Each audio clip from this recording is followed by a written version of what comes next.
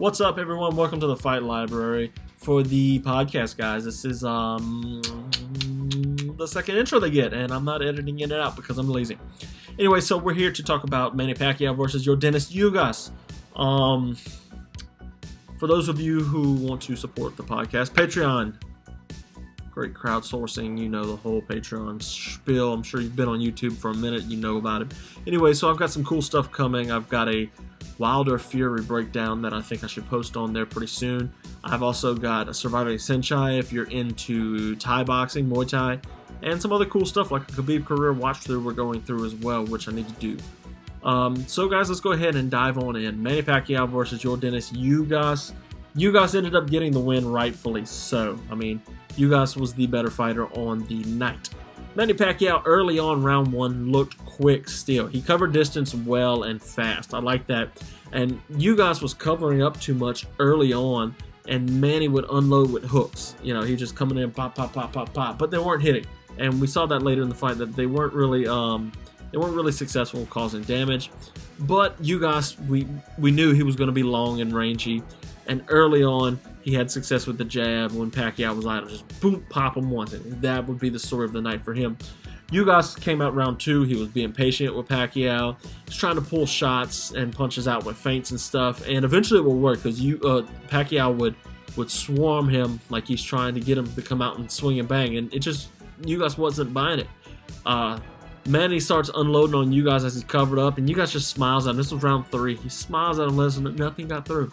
And normally it's like either that's you're hurt or I'm taunting you. But these two guys, there was no bad blood. There was just two guys having fun. You know, Ugas was getting to fight Pacquiao, and Pacquiao is just boxing again. It's his first time since 2019. At the end of the third, though, Manny Pacquiao found the hook to the body. So he's got this high guard. Ugas has this high guard. He's keeping up. Which leaves the body exposed. And I would have liked to see him go more to that, and I expected him to. And I tweeted that he did, and he discovered it, and he was going to start going to the body more, and he didn't. He's wanting to bang. So yeah, round four, he did go back to the body, not as much as I wanted, because I'm just trying to get Ugas here to bring his hands down. He wouldn't do it, and he eventually started feeling himself, but by that time it's too late. So he goes off to the blitz on the tail end of it, a Pacquiao blitz, and he got the lead hook at the tail end of it. But towards the end of the round, Ugas started finding the jab at the last minute, and that probably stole him that round. Round five, it was probably the best round of the fight. The two were slugging it out. It was a great round. And by round eight, though, Pacquiao wasn't bringing anything different to the fight. Kind of sucked to see. He's just coming in, blitzing, and Ugas got it figured out. He's not letting Pacquiao draw him into a firefight, which is what Pacquiao wanted this fight, and it just didn't happen. Round nine, Pacquiao, he hasn't gone to the body anymore. Ugas did a good job, though, keeping his guard high, but not too high anymore. He's firing back to keep Manny honest, which was really good moment to see. I liked what Ugas brought to the table. He wasn't intimidated by the star power of Manny Pacquiao. That's one thing that we did see here, especially on short notice, which was really crazy. Round 10, Ugas was confident. He's smiling. He's trading with Manny now. He's the fresher guy after beating his guy down with just straight shots. And I was happy for Ugas, Pacquiao was the more fresh fighter probably in round 11, but Ugas seemed more confident and, his spot on the scorecards. He knew where he stood. And that kind of, okay, I'm not going to work any more than I have to. Round 12, you guys start swinging wild hook, throwing Manny Pacquiao around. Manny Pacquiao is lunging and tired in the 12th and final round of the fight. And, the bell rings. No knockout, which I didn't expect to see this fight. And, yeah, so, you guys got the decision and probably deserved it.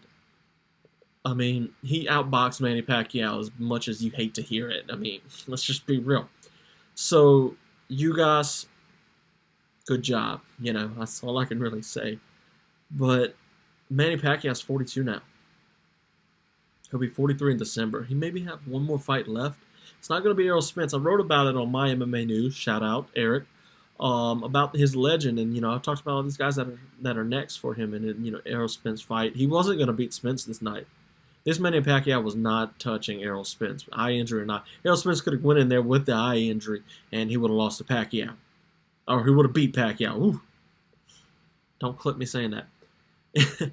Anyway, so yeah, I mean, Mikey Garcia, none of these guys, you're going to need to give him a journeyman in the Philippines, let him retire with a banger of a knockout. Manny Pacquiao, the legend. I mean, that fight didn't hurt Manny's legacy. Let's be honest. Boxing legacies, everybody's like, undefeated. You know, there's only 2 undefeated fighters in history, really.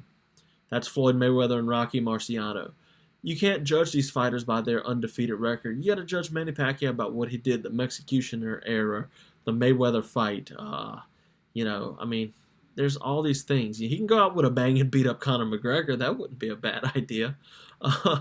But no, I mean, it is what it is. I was happy to see Pacquiao, but also kind of upset that he didn't look as good. I mean, he's old. He was 40 the last time he fought, probably. He's 42 now.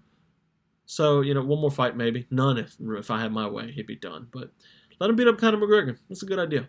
He won't want to fight Dustin Poirier again. That's a bad idea. Anyways, guys, that's going to be it for today. I hope you enjoyed this episode.